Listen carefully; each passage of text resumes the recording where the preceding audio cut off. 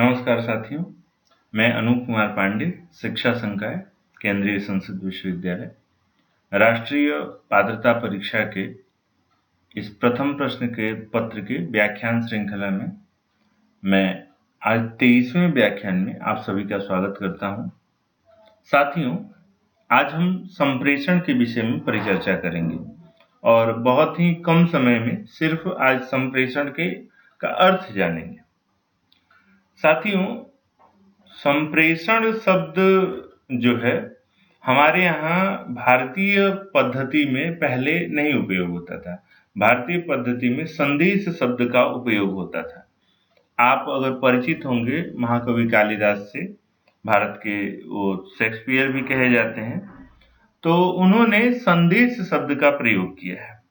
अंग्रेजी में कम्युनिकेशन शब्द का उपयोग होता था। इस कम्युनिकेशन को जब हिंदी में हम रूपांतरित किए, तब हिंदी भाषा में संदेश शब्द के जगह संप्रेषण शब्द का उपयोग करने लगे। वैसे संदेश है क्या? तो हमारी एक परंपरा रही है।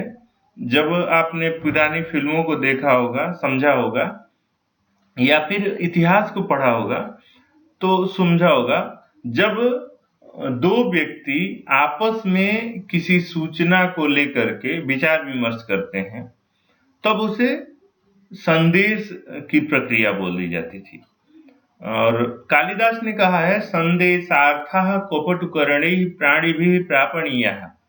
ये मेघदूतम की पंक्ति है। मेघदूतम में उन्होंने कहा है कि संदेश वह होता है जो बड़े ही दक्ष पटुकरणैः, जो पटु हैं, सामर्थ्यवान हैं, ऐसे व्यक्तियों के द्वारा एक से दूसरे जगह पर पहुंचाए जाते हैं, उसी को संदेश कहा है।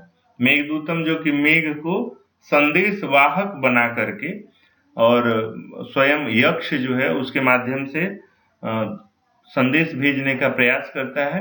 वहां भी आपने पढ़ा होगा, या फिर इतिहास में आपने दो राजाओं के मध्य आपस में विचार विमर्श करने के लिए एक देखा होगा कि एक पत्र नुमा जो है संदेश भेजा जाता था।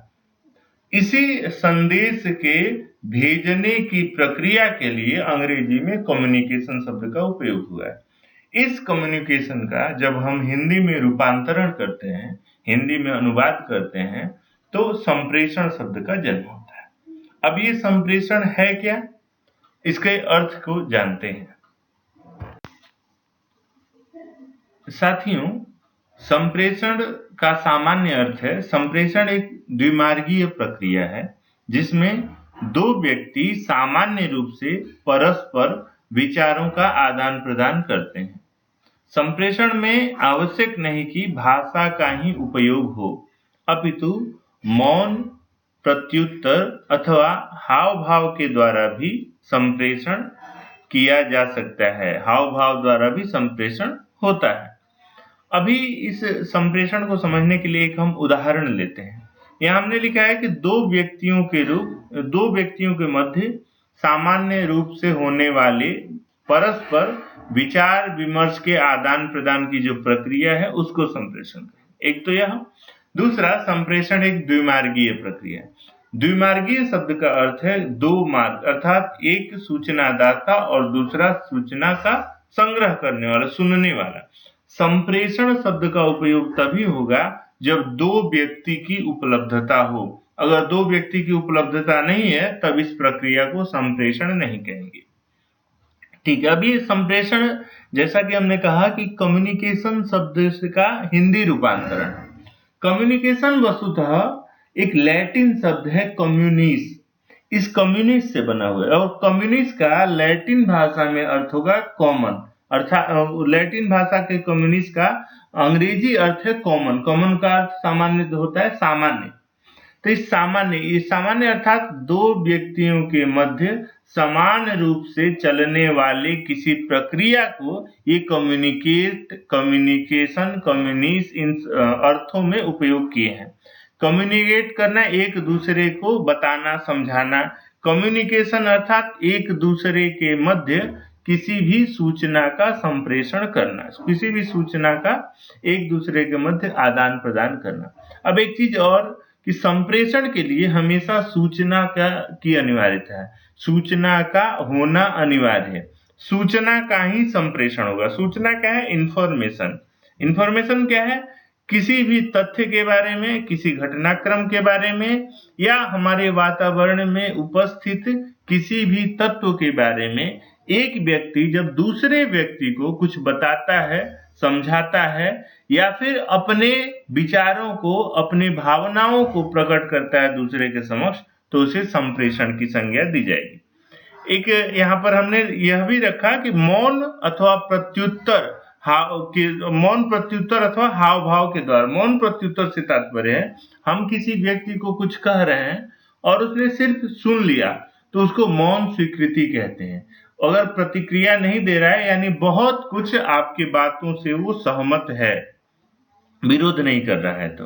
और दूसरा हाव भाव अर्थात आंगिक चेष्टाओं के द्वारा भी संप्रेषण होता है। आंगिक चेष्टा से क्या तात्पर्य है? अर्थात अंग संचालन, भ्रू विलास करना, बता देना, सिर हिला देना, इनके माध्यम से भी संप्रेषण की प्रक्रिया होती है। मित्रों, पहले क्या था? प्राचीन काल में सूचनाएं जो है होती थी एक व्यक्ति के पास स्टोर रहती थी, सुरक्षित रहती थी, और किसी के द्वारा मांगे जाने पर वो कह करके सुनाता था। आपने सुना होगा, पढ़ा होगा कि पहले जो है हमेशा गुरुकुल प्रथा से शिक्षा होती थी या फिर प्रश्नोत्तर विधि से शिक्षा दी जाती थी। चाहे आप भारतीय परंपरा को देख लीजिए या फिर पाश्चात्य परंपरा को देख लीजिए। भारतीय परंपरा में गुरुकुल प्रणाली थी। गुरुकुल में गुरुमुख से जो है शिष्य सुनता था, और गुरु जो कहता था, गुरु के पास कुछ संदेश, कुछ सूचनाएं सुरक्षित रहती थी, उन संदेशों को वो कहता था छात्रों के समक्ष। कहा गया है, गुरु पूर्व रूपम अंतेवासी उत्तर रूपम विद्या संधि प्रवचनम संधानम। इन 4 प्रकार से शिक्षा का हस्तांतरण होता है। इसमें पूर्व रूप अर्थात जो फर्स्ट अप्रोच है वो गुरु है, सेकंड अप्रोच जो है वो शिष्य है, गुरु उत्तर रूपम है, और विद्या इन दोनों के बीच में जो जोड़ने वाली कड़ी है, संधि है, वो विद्या है, और प्रवचन उसका जो है वो संधान है, पूरी प्रक्रिया को स्पष्ट करने वाला है। ये चाहे भारतीय पद्धति को देखिए या फिर पाश्चात्य पद्धति में आप सुकरात को देखिए। सुकरात की जो परंपरा थी, आगे प्लेटो ने और फिर अरस्तु ने उसको आगे संचालित किया। सुकरात भी स्वयं प्रश्नोत्तर विधि के माध्यम से खड़े हो जाते थे, उनके शिष्यगण सुनते थे, जो प्रश्न आते थे शिष्यों के उसका वो उत्तर दिया करते थे। तो चाहे आप भारतीय परंपरा को देखिए या पाश्चात्य परंपरा को, हमेशा सूचनाएं किसी व्यक्ति विशेष के पास रहती थी और वो उनको संप्रेषित करता था। धीरे धीरे जैसे जैसे विज्ञान का विकास हुआ, तो सूचनाओं को संग्रहित करने के लिए कागज और स्याही की आवश्यकता हुई। पहले राजा महाराजाओं का जो काल था, उसमें पत्थरों पे खुदवा करके, ताम्र पत्रों पे लिखवा करके, फिर ताड़ पत्रों पे लिखवा करके, ऐसे ऐसे सूचनाएं, और फिर आ गया कपड़ों पे लिखने की पद्धति शुरू हुई, फिर इस्पात शुरू हुआ, फिर धीरे धीरे कागज शुरू हुआ, स्याही शुरू हुई। इनके माध्यम से सूचनाएं एक से दूसरे जगह पर भेजी जाती थी, की जाती थी। हाँ, जो आधुनिक कम्युनिकेशन का ये जो जन्म हुआ है, प्रक्रिया है, इसके लिए आपने सुना होगा सन 1900 में फ्रांस के प्रोफेसर गाफिन ने फोटोस्टेट मशीन का आविष्कार किया। फोटोस्टेट मशीन क्या करता है, इसके बारे में आप अच्छी तरह जानते हैं। जेरॉक्स मशीन कैसे यूज करता है, मुझे बहुत ज्यादा बताने की जरूरत नहीं हुई। तो वो क्या मुख्य उसका ध्येय था कि एक सूचना को दूसरे जगह तक संप्रेषित करने के लिए उसकी कॉपी कर लेना। तो प्रोफेसर गाफिन को इसका श्रेय जाता है, जिन्होंने सर्वप्रथम जो है संप्रेषण के लिए हूबहू सूचनाओं का प्रतिरूपण आरंभ किया। उसके बाद 1940 का समय है। 1940 में माइक्रोग्राफी का आविष्कार हुआ, और इसके माध्यम से फिर माइक्रोग्राफी के द्वारा सूचनाओं को सूक्ष्म किया जाता था। जो बड़े बड़े पेज होते थे, बड़े लिखा, उसको छोटे रूप में करने की पद्धति, परिवर्तित करने की पद्धति ये विश्व में लगभग 1940 से स्टार्ट हुई। फिर 1960 का दशक आता है, जब लेजर तकनीकी का आविष्कार हुआ। लेजर तकनीकी फिर अलग अलग, फिर चुंबकीय वीडियो कैमरा और डिस्क, और फिर आजकल जो चल रहे हैं छोटे छोटे सूक्ष्म नैनो चिप में रखने की ये सारी ही प्रक्रिया धीरे धीरे चलती रही। इसी में जो 1950 से 1960 तक का दशक रहा, यूनाइटेड स्टेट ऑफ अमेरिका में उसी दशक में सूचना विज्ञान शब्द का प्रयोग आरंभ हुआ। सूचना विज्ञान, इंफॉर्मेशन साइंस, और यहीं से धीरे धीरे इंफॉर्मेशन एंड कम्युनिकेशन, सूचना और संप्रेषण, इन शब्दों का बहुव्यापक रूप से प्रयोग, चाहे शिक्षा का क्षेत्र हो, विज्ञान प्रौद्योगिकी का क्षेत्र हो, या फिर अन्य जो औद्योगिक जगत है उनके लिए फिर इसका प्रयोग धीरे धीरे शुरू हो गया। तो अब क्या है, उसी सूचना को जो पहले एक व्यक्ति के पास केंद्रित रहती थी, वो कहने से देता था, उसको छोटे छोटे रूपों में एकत्रित करके और उसको संप्रेषण करने के लिए अलग अलग माध्यमों का हमने उपयोग किया, अलग अलग सोर्सेस, स्रोतों का उपयोग किया। फिर धीरे धीरे अब इसका प्रसारण हुआ और आज संप्रेषण की जो प्रक्रिया हमारे सामने दिखाई दे रही है वो बड़ी ही विस्तृत हो चुकी है। तो आप संप्रेषण का अर्थ समझे, कुछ इसके प्रकृति के आधार पर, और इसको हम प्रूफ करते हैं, जो हम कह रहे हैं सही है कि नहीं, प्रमाणित करते हैं। देखिए, एक चीज स्पष्ट हो गई कि संप्रेषण पारस्परिक संबंध स्थापित करने की प्रक्रिया। पारस्परिक संबंध अर्थात दो व्यक्तियों के मध्य आपस में चलने वाली प्रक्रिया है। दो व्यक्ति आपस में सहसंबंधित होते हैं। एक व्यक्ति सूचना दाता होता है, दूसरा सूचना ग्रहण करता होता है। तो इसमें हमेशा दो व्यक्तियों के बीच परस्पर संबंध स्थापित होता है। किसके द्वारा? संप्रेषण के द्वारा। फिर परस्पर विचार विमर्श की प्रक्रिया है। किसी तथ्य के आधार पर, किसी बिंदु के आधार पर, या फिर किसी भी विषय पर परस्पर विचारों का आदान प्रदान होता है संप्रेषण।